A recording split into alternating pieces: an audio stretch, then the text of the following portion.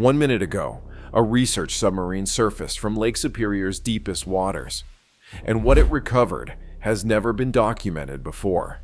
If you think the Edmund Fitzgerald sinking was a solved case, this discovery will completely shatter 49 years of official narrative. Right now, while you are watching this video, that submarine crew is cataloging artifacts from a reinforced safe they cut from the wreckage 530 feet down. We are not talking about ship logs or cargo manifests. We are talking about sealed documents that were not supposed to exist. Evidence that contradicts every Coast Guard finding since 1975.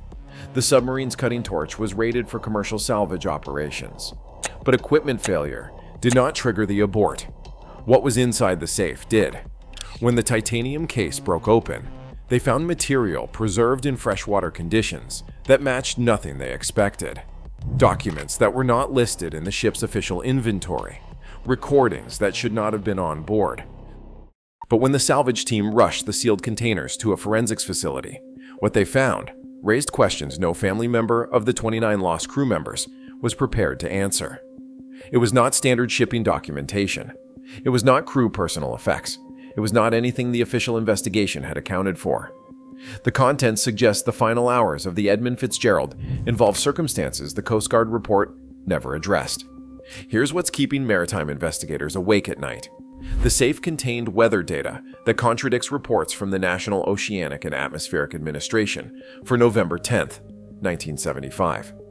Internal ship communications indicate the crew knew they were in critical danger hours before the official timeline suggested. The question is not just what caused the sinking, it is whether the official narrative has been incomplete. For nearly 5 decades, questions remained about what really happened in those final 6 hours. The SS Edmund Fitzgerald is the deadliest shipwreck in Great Lakes history. For decades, the November 10, 1975, sinking was considered a closed investigation. Rogue waves, structural failure, 29 men lost, a tragedy where meteorology and engineering converged in fatal ways. The Coast Guard investigation identified probable causes, cataloged evidence, and closed the file. Since 1975, the wreck has been surveyed multiple times. Jacques Cousteau's team explored it in 1980. The Great Lakes Shipwreck Historical Society has documented its deterioration for over 40 years. Autonomous remotely operated vehicles have mapped its broken hull in increasing detail. Standard photographic surveys, debris field documentation, footage archived, rarely revealing anything new. The rhythm was predictable, a cycle of remembrance and documentation. The wreck site is designated as a protected gravesite.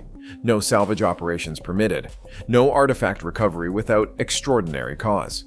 A hands-off policy enforced by both the US and Canadian governments. In April 2025, that protocol changed. A joint task force of marine archaeologists and structural engineers petitioned for limited intervention. The ship's hull. The wreck was deteriorating faster than predicted, threatening to scatter debris across a wider radius. The request wasn't for salvage. It was for structural stabilization before critical components were lost forever. For those who know the wreck best, the approval was unexpected, but the conditions were strict. Document everything. Recover nothing except what's at immediate risk of loss. Report all findings to the National Transportation Safety Board. The submarine touched down at 535 feet. Its reinforced viewport captured what sonar had suggested, but visual surveys had never confirmed. A section of the pilot house had collapsed inward during the sinking, creating a debris field the previous ROV missions had missed. Buried under twisted steel and silt was a rectangular object that matched no cargo description in the ship's manifest. The forward manipulator arm cleared sediment carefully, revealing a commercial-grade safe. Not a ship's safe for cash or valuables. An industrial security unit, the type used for classified shipping documents or sensitive corporate materials. The Great Lakes or carriers sometimes transported proprietary mining data alongside their cargo. But the Edmund Fitzgerald's official manifest listed no such cargo. The salvage specialist made the call. Recover the safe before the next structural shift buried it completely. At 6:12, the cutting torch engaged, and acetylene flame cut through 50-year-old corrosion and controlled pulses. Metal screamed against metal. At 6:34, the safe door cracked open. Inside, The vacuum seal had held. Documents preserved in freshwater conditions that normally destroy paper in months, not decades. The first container they extracted was a watertight cylinder marked with Northwestern Mutual Insurance Company letterhead. The salvage lead read the first page through the viewport and radioed surface support with a single word: abort. But abort meant secure the safe, not leave it behind. The submarine's cargo bay was packed with titanium cases by 658. Hull integrity was solid. Ascent was routine. But the atmosphere in the crew compartment wasn't. The pilot hadn't spoken since the radio call. The salvage specialist kept reviewing the document through the viewport, flipping pages with gloved hands, his expression unreadable. When the submarine breached the surface, the recovery protocol was different than planned. No media present, no shipwreck society observers, just federal investigators and an NTSB representative took custody of all materials immediately upon dock. Chain of evidence protocol was followed, sealed transport. Forensic examination occurred before any public disclosure. The forensics facility received the safe's contents under classification level protocols normally reserved for aviation disasters. The lead maritime investigator brought in a handwriting analyst, a paper preservation specialist, and a former Coast Guard officer who had worked the original 1975 investigation. At 2:32 p.m., they opened the first watertight cylinder. The documents inside were typewritten on period-correct Northwestern Mutual letterhead, but the content made the team pause. The insurance company had sent a risk assessment specialist onto the Edmund Fitzgerald during its October 1975 loading in Superior, Wisconsin, as standard procedure for a vessel carrying maximum tonnage in deteriorating weather conditions. The specialist's report was damning. He documented hull stress fractures that had gone unreported. He noted that ballast tank maintenance logs showed irregularities, suggesting water intrusion problems dating back months.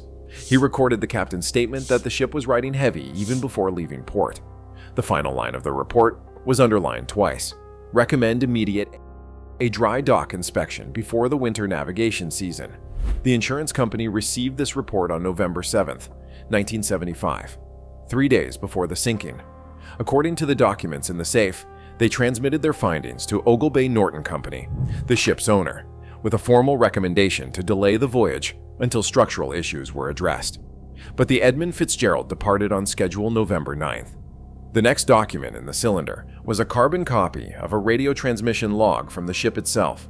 It is dated November 10th, 1975. The entries began at 1500 hours, when the Fitzgerald was still running ahead of the storm that would ultimately sink it. At 1530 hours, the log records taking water forward, pumps holding steady. At 1615 hours, the log records the list worsening, down by the bow 3 degrees. At 1700 hours, the log records cargo shift possible, crew investigating hold access. At 1852 hours, the log records lost both pumps, taking water faster than containment. At 1910 hours, the log records pilot house flooding, radios failing. The transmission reads, "This is Edmund Fitzgerald requesting immediate." The log ended there. Incomplete transmission. But the timestamp was critical. Official Coast Guard records stated the final communication from the Fitzgerald occurred at 1910 hours, when Captain McSorley reported to the Arthur M. Anderson, "We are holding our own." Radio silence followed. Presumed sinking time was from 1915 to 1930 hours. But the log recovered in the safe suggested the crew knew they were going down, and tried to send a distress call that was never received or never logged by shore stations. The implications fractured the investigative team. If the final transmission was missed or ignored, response time could have been different. If the ship's structural problems were documented and ignored, liability shifted dramatically. The handwriting analyst confirmed the log was written in real time, not reconstructed after the fact. The ink oxidation matched the paper's exposure to moisture. The pressure marks on the carbon copy indicated the writer was pressing hard, suggesting stress or urgency. Every technical detail supported authenticity. Then they opened the second cylinder and found audio cassettes, 3 of them. They were standard marine-grade recording media, used for storing backup communications or captain's logs. But the Edmund Fitzgerald was not equipped with standard voice recording systems. These appeared to be personal cassettes, likely belonging to a crew member. The forensics team transferred the magnetic tape to digital format using period-appropriate playback equipment to avoid degradation. They played the first recording. Static. Wind noise. Then a voice, stressed but controlled, says, "This is First Mate Morgan Clark, November 10th, approximately 1600 hours. Water in the cargo hold is rising despite pump operation. Captain McSorley has ordered the crew to prepare emergency gear, but we're maintaining course toward Whitefish Bay. I'm recording this in case..." The recording cut to static, then resumed. "Structural failure is not from wave action. The hull is compromised. This is not storm damage. This is..." The tape ended. The second cassette contained fragmented recordings from later in the day. Overlapping voices, alarm sounds, mechanical grinding. Words barely distinguishable. Cargo shifting. Ballast failure. Can't hold. Getting out. The third cassette was never played. The tape had snapped inside the housing, tangled beyond immediate repair. The forensics lead ordered it sent to a specialized audio recovery facility, with instructions to preserve every recoverable second. Within 24 hours, preliminary findings reached the NTSB. Within 48 hours, 2 law firms representing families of the lost crew filed Freedom of Information Act requests for all materials recovered from the safe.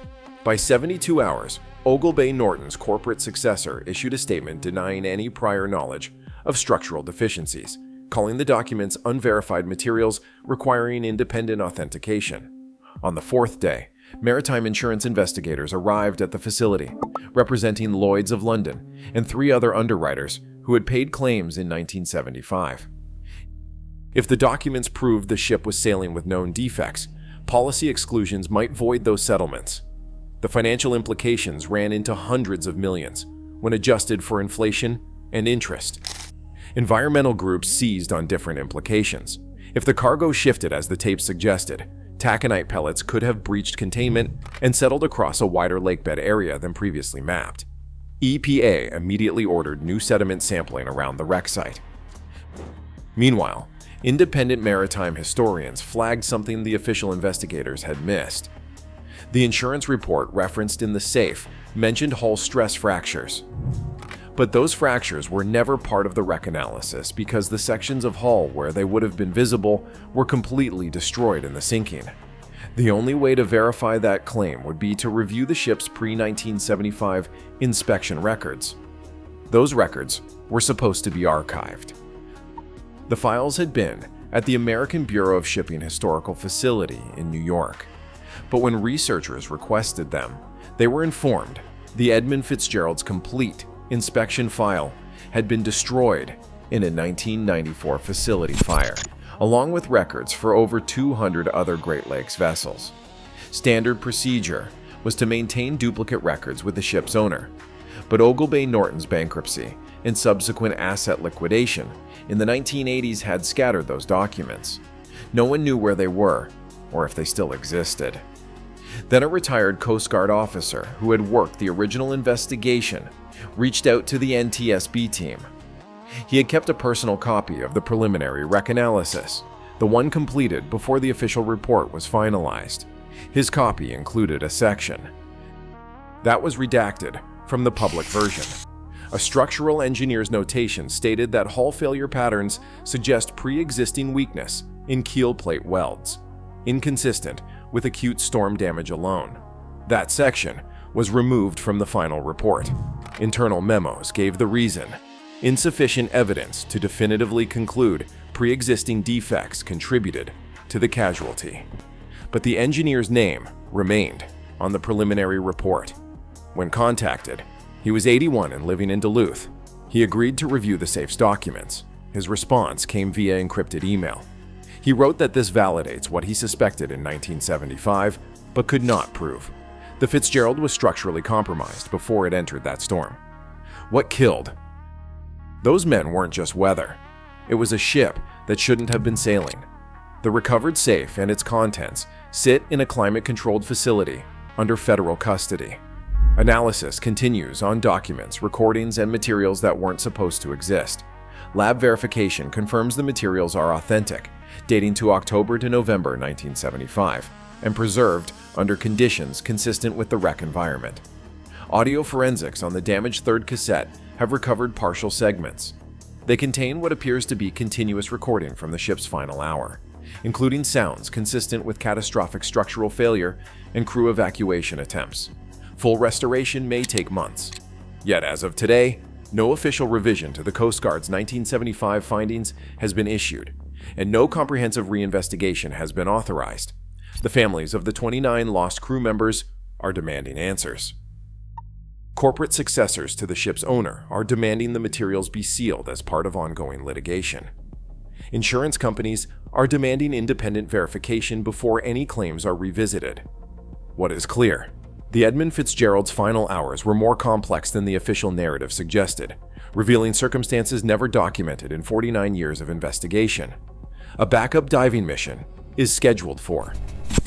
In June 2025, the team is targeting the debris field where the safe was recovered, searching for additional evidence that may have been overlooked.